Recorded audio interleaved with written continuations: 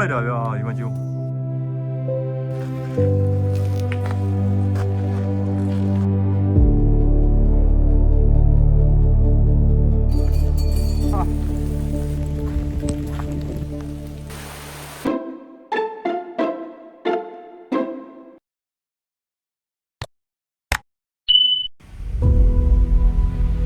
ရောက်ပြီးနောက်နေ့မနက်မှာပဲကျွန်တော်တို့ရဲ့ပထမဦးဆုံးခီးစဉ်ဖြစ်ဇွဲကွေတောင်ခီးစဉ်ကိုစတင်ခဲ့ပါတယ်။မနေ့ကတထုံကနေဖမ်းမျိုးတဲ့အထိ4နာရီလောက်နေခဲ့ရတာအကြောင်းညမိုးကတော်တော်လေးရွာလို့အိတ်ကောင်းလို့အိတ်လိုက်တာအကြောင်းနဲ့မနက်9:40မိနစ်မှာပဲစထွက်နိုင်ခဲ့ကြပါတယ်။မနက်ဆောင်တော့လမ်းမှာတွေ့တဲ့လက်ဖေးဆိုင်မှာပဲထိုင်ခဲ့ကြပြီးသမင်းကျော်လက်ဖေးကြီးအီချာကွေးတို့ပဲစားပြီးတော့ခက်မြက်မြက်ပဲခီးဆက်ခဲ့ကြပါတယ်။မျိုးပြင်မျိုးရှောင်းလမ်းမိပွိုင်းအရောက်မှာတော့တကယ်ကိုလှပတဲ့ပန်ဇွဲကွေတောင်လမ်းတွေကိုစပြီးတော့မြင်တွေ့ခဲ့ရပါတယ်။ပြီးတော့အဲဒီမိပွိုင်းထိပ်မှာလည်းတပ်ပုံရိုက်မိပွိုင်းအကျော်ဇွဲကွေတောင်ကြားမှာလည်းတပ်ဝင်ဖန်ခဲ့ကြပြီးကျွန်တော်တို့တွေခီးဆက်ခဲ့ကြပါတယ်။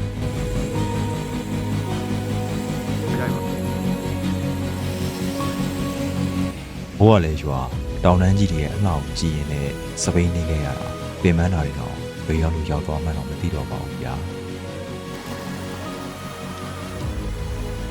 ဒီလိုမျိုးနေနဲ့ဇွဲခွင်တောင်အဝင်လန်းအကွေ့ရောက်မှာတော့ဇွဲခွင်တောင်ကြီးရဲ့အလှကိုအပြေအဝစပြီးတော့မြင်တွေ့ခဲ့ရပါတယ်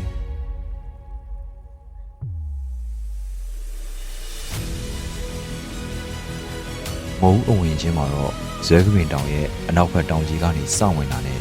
မဖြစ်မနေစပြီးမြင်တွေ့ရမယ့်လုံမဏီဗုဒ္ဓဥယျာဉ်တော်ကြီးပဲဖြစ်ပါတယ်။ဇွဲကပင်တောင်ဆွဲတောင်တန်းကြီးတွေနဲ့စိမ့်ဆူနေတဲ့တစ်ပင်ကြီးတွေလုံမဏီဗုဒ္ဓဥယျာဉ်တော်အတွင်းမှာရှိတဲ့ဉာဏ်တော်စင်တူပုံစံတူဗုဒ္ဓရုပ်ပွဲတော်များကိုကြည်နူးတပ်ပယ်စွာမြင်တွေ့ရတာကတကယ်ကိုအေးချမ်းသာယာလှပနေပါတယ်။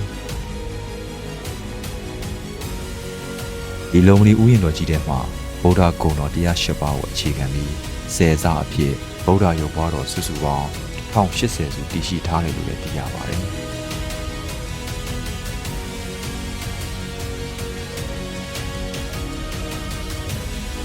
ကျွန်တော်ပေါ်တာတွေကတော့တက်ဖန်ကျွန်တော်ကတော့ကော်ဖီတောက်မုတ်ဆိုင်နဲ့ဘာမှမသိတာတွေအတွင်းလောကကြီးရဲ့အလှတရားကြီးကိုကောင်းကောင်းကြီးခံစားနေပါတော့တယ်။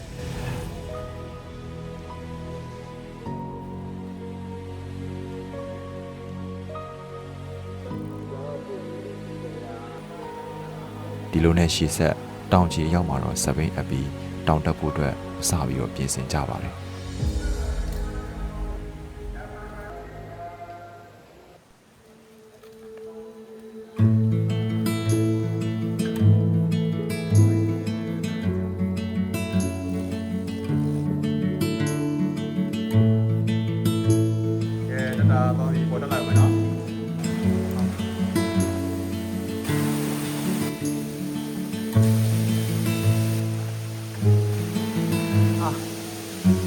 တက်နော်ခြေကားကြီးอ่ะဒီလိုကြီး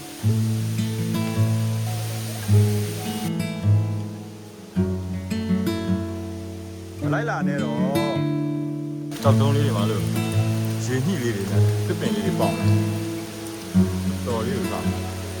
ဒီကတော့ပါဟိုမှာထက်တက်အောင်ဟိုမှာဟောလေး come on come on come on come on ဟိုမှာအားနဲ့ဆိုတော့7မိနစ်လောက်ပဲရှိသေးတယ်။ Come on မယုံရှိမှတမ်းပဲ။ဒီကားကြီးလည်းကြည့်ပေါ့။ဘာပန်းလေးလဲ။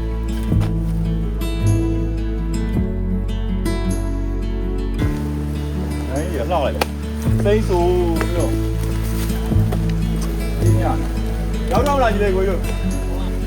ပေးလာတော့နေ့ပြီး50ကြာ။ရေးစရာ50ကြာရဲ့။စင်းရွယ်50ကြာတယ်ဆိုတော့ကျွန်တော်အတက်က7မိနစ်လောက်ပြီးတော့ဇွဲကပိတောင်ကိုဆက်ဆက်တက်ချင်းပါပဲစိမ့်ဆူနေတဲ့တဘာဝရှုရင်းအလှပတွေနဲ့တောပန်းလေးတွေစမ်းချောင်းလေးတွေကိုစတင်ပြီးတော့မြင်တွေ့ခဲ့ရပါတယ်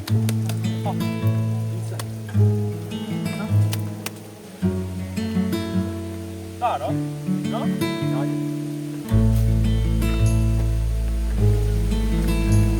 တဘာဝကိုချစ်ပါအနာ ဂတ်ကိုကာကွယ်ပါ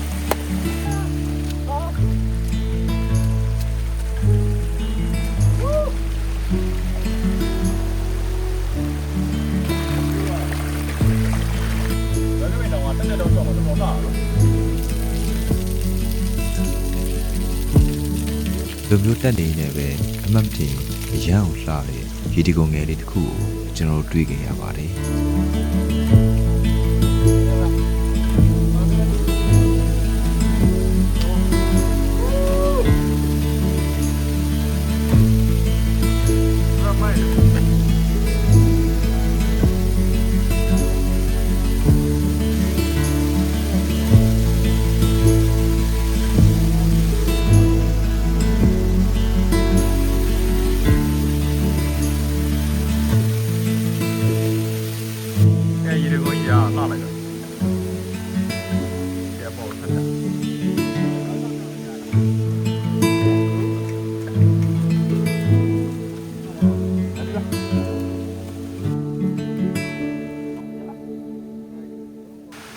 ရှေ့မှာဗျာအရှေ့မှာဒါကတော့ကျွန်တော်တို့ဇွဲကပင်တောင်တက်တဲ့အခါမိုးတွင်ရောက်တော့မှခံစားမှုရတာလောက်လာကြည့်အောင်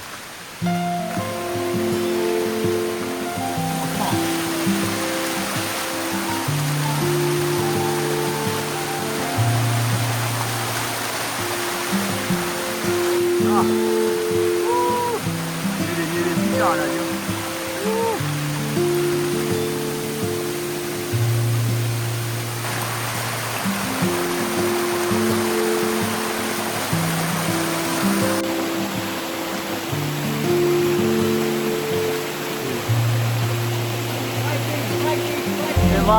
ဖိုက်တင်ပါဗျာဒီကပြီးတော့ရောက်တော့မှာလား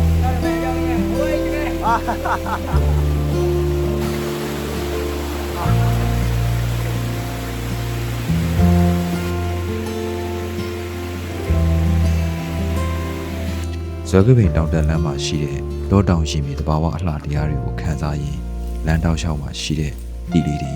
တောရင်းရှိမြောက်လေးတွေကိုလည်းပါလာတဲ့မုတ်လေးတွေကိုကျွေးပြီးကုသိုလ်ရှုခဲ့ကြပါတယ်ဒီလိုနဲ့တက်လာရင်နဲ့ဇွဲကပင်တောင်အမြင့်ပိုင်းကိုရောက်နေလေဇွဲကပင်တောင်ကြီးရဲ့အလှတရားတွေက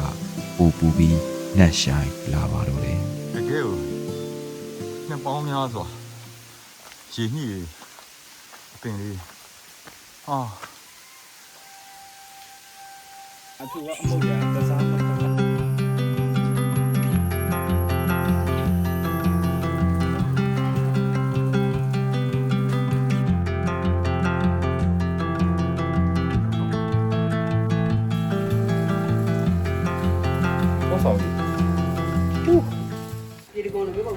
ဘယ်ချိန်ရတက်ဘယ်ချိန်လဲနားလိုက်ပဲအော်လင်းတော့လင်းရောလင်းတော့လင်းလက်3နိုင်ပဲပြန်ဖိုက်တင်ပါဘာဖြစ်အပေါ်ထိရောက်အောင်တော့တက်သွားနိုင်တော့နော်မိုက်တယ်ဟုတ်တယ်โอเคတုံတောင်ဇွဲနေရနော်ကြောက်ဖို့မလို့နော်ဇွဲကြီးမှာအကြောင်းဇွဲကပင်ဇွဲကပင်ကဲကျောင်းလည်းဇွဲကြီးရအောင် Let's short တော့လောကလည်းမလျှော့ပါဒီနေ့ရောက်ချင်ရောက်မယ်နေ့ဖြန်ရောက်ချင်ရောက်မယ်လောကလည်းမလျှော့ခုမှပဲလင်းသွားတော့ဟာ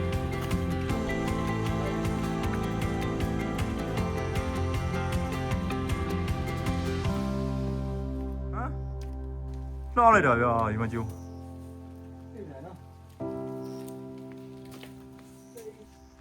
ဘောမှာယူကိုလေးတွေတော့စပြီးတော့မြင်နေရတယ်ခုမှပဲရှူရင်းနေမြင်ရတော့တယ်ဟာနော်ကဲညူရီဟိုကမှာနော်ညူရီတော့တိတ်နေ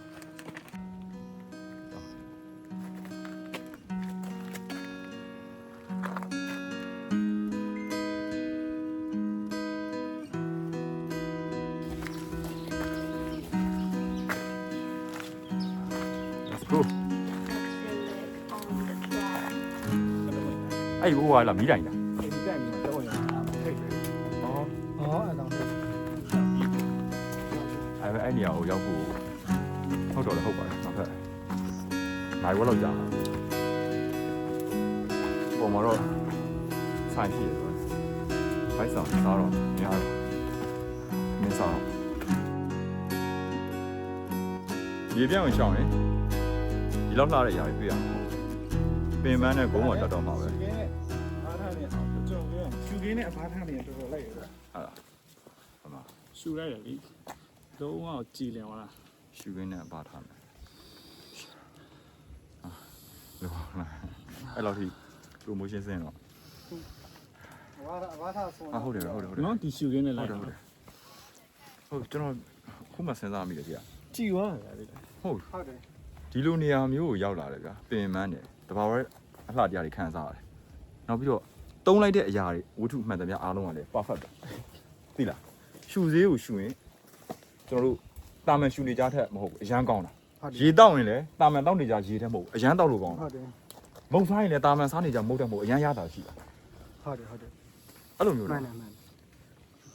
တကယ်ကောင်းတယ် ဒါတဘာဝပြီးတဲ့ ဝါသာတော့ လက်ဆောင်ပဲအကုန်လုံးကတန်ဖိုးရှိ ရှူ တယ် လိုက်ရှူကင်းကြည့်လိုက်ဟိုတော်တော်ကောင်းတော်ဤသွား ဟမ် ကြည်သွား ကြည်လင်သွားတာပဲ နည်းဖြူဖြူ လိုက်တယ်ဒီဖိုင်းနဲ့လိုက် ဟုတ်တယ် ဟုတ်တယ်နော်လက်ခံလို့ရ ကျွန်တော်ရှူသေးရောင်းအောင်မယ်ဗျာပြောပြပါရှူသေးရောင်းအောင်မယ်သိလား ဟုတ်တယ် ခုမှဆိုရှူသေးရောင်းအောင်မယ်အော်နေပြောတယ်ရှူကြည့်အပေါ်ရောက်ရှူကြည့်ပါ မကြရင်ပတ်စံပြန်ပေးမယ်ဟဲ့လား ကျွန်တော်ဆက်ပြီးတော့ဒီထက်လှတဲ့နေရာကြီးထပ်သွားမယ် ဖြစ်တယ် နော် တကား သွားမယ်ပေါ်ဆက်တက်မယ်ခု3ယောက်ပေါ့တော့ကြိုက်ထူးကတယောက်တော့မပါလာဘူးကောင်းခန့်စိုးဒီလေးမတော်ခုလိုတက်တော့မင်းတို့သတိရတယ်ဟာဒီချိန်လောက်ဆိုရင်မင်းအိမ်ချုပ်ပြီးတက်နေလောက်ပြီ ဒီလေးရန်သတိရတယ်ကိုရပုံသတိရတယ် နည်းနည်းလွဲပါဘာမှမဆို ဆွဲရပါ အာဒီနားရကြီးရှယ်ကြီးအောင်တက်သွားဟမ်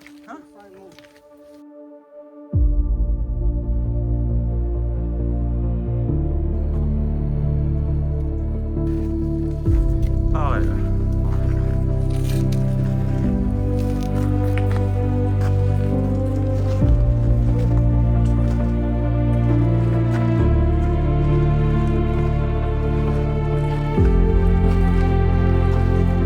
နေ့လယ်2နာရီအချိန်ဆွဲကပဲတောင်ပေါ်ရဲ့လာ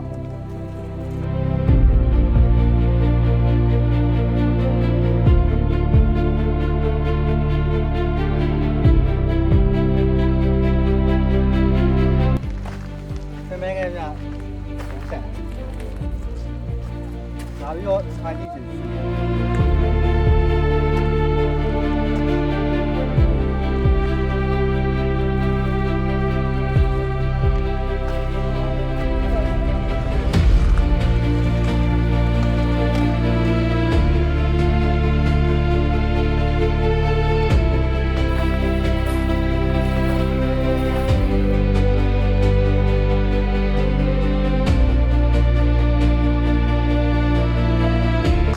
နောက်ဆုံးတက်မဲ့တွေက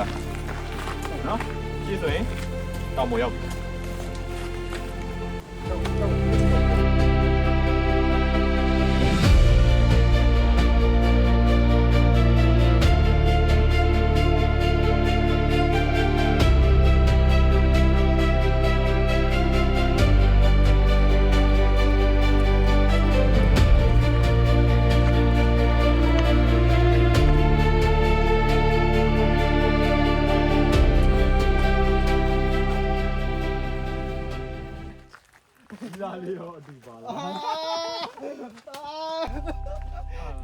ဒီသားရောလာပြီလာဖက် အဲ့ဒါဆိုင်နော်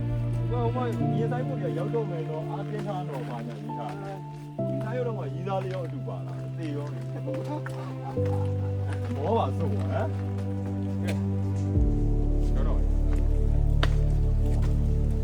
ရေရ ဟ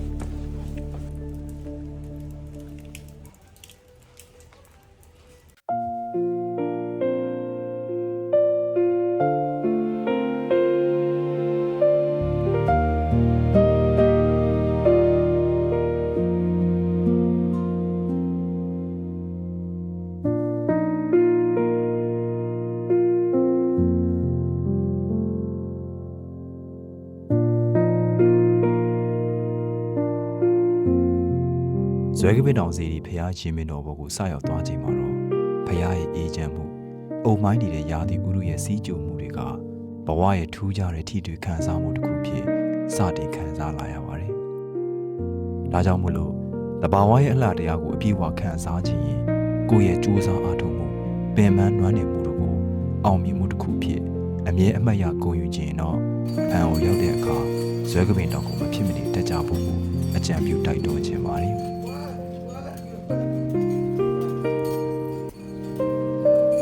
就行了。马上到菜。 ဒီလိုနဲ့တောင်ပေါ်စီဒီမှာတက်ဆိုင်မဲရှိတဲ့ထမင်းဆိုင်မှာထမင်းစားပြီးတော့တောင်ပေါ်စီဒီပေါ်မှာခိတ္တခဏနာယူခဲ့ကြပါတယ် နိုင်တော့မှာဒီမှာတက်ပင်နေဒီမှာဟာ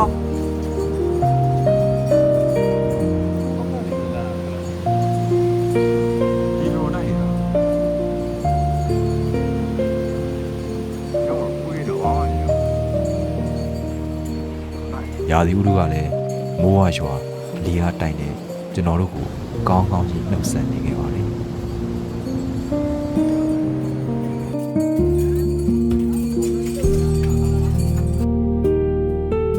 ခိတ္တခဏအကြာမှာတော့တောင်းကိုပြန်ဆင်းခဲ့ပါတယ်။ပြန်ဆင်းတဲ့အချိန်မှာတော့တက်လာတော့ကထက်ကိုရာသီဥတုကမြူကိုးတွေနဲ့ပြည့်နှက်နေခဲ့ပြီးမိုးကလည်းဇက်တိုက်ကိုရွာသွန်းနေခဲ့ပါတယ်။ စိတ်ရော်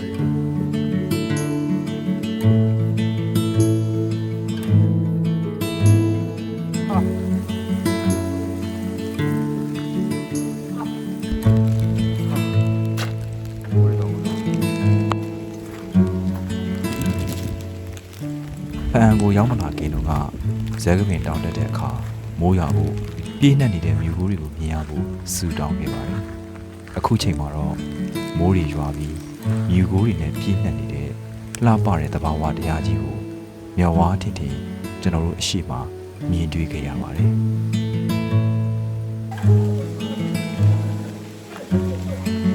မိုးရလေရွာကိုရလေ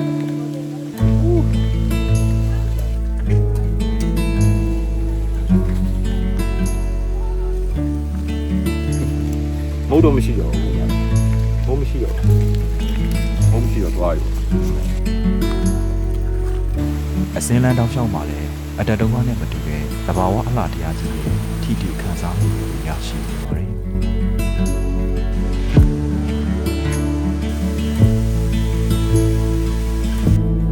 ဒီလိုနဲ့တောင်ကြီးအရောက်မှာတော့စပင်းယူအကျော်လျှော်ပြီးဇွဲကပင်တောင်ကြီးကိုကျွန်တော်တို့နှုတ်ဆက်ခဲ့ပါတယ် ကဲပြန်ပါပြီခင်ဗျာ စိတ်ထဲတွေးမိတဲ့အတွေ့တစ်ခုကတော့နောက်တစ်ခါဖန်အကိုရောက်ရင်ဇွဲကပင်တောင်ကိုထပ်တက်ဖို့တွေးနေခဲ့ပါတယ် ညနေတော့နင်းတော့လည်းကောင်းအောင်နော် ကြည့်ရှုခဲ့ကြတဲ့သူများအားလုံးလည်းဇွဲကပင်တောင်ရဲ့အလှတရားကိုထပ်တူခံစားမိမယ်လို့လည်းယုံကြည်မိပါတယ်မနေ့ပြန်မှာတော့ဖန်မှာရှိတဲ့အရန်ကိုလာတဲ့နောက်ထပ်နေရာတွေကိုသွားအောင်မှာမို့လို့နောက်ထပ်အပိုင်းတွေကိုလည်းစောင့်မျှော်ကြည့်ရှုဖို့ဖိတ်ခေါ်လိုက်ပါတယ်အားလုံးကိုကျေးဇူးအထူးပဲတင်ရှိပါတယ်ခင်ဗျာ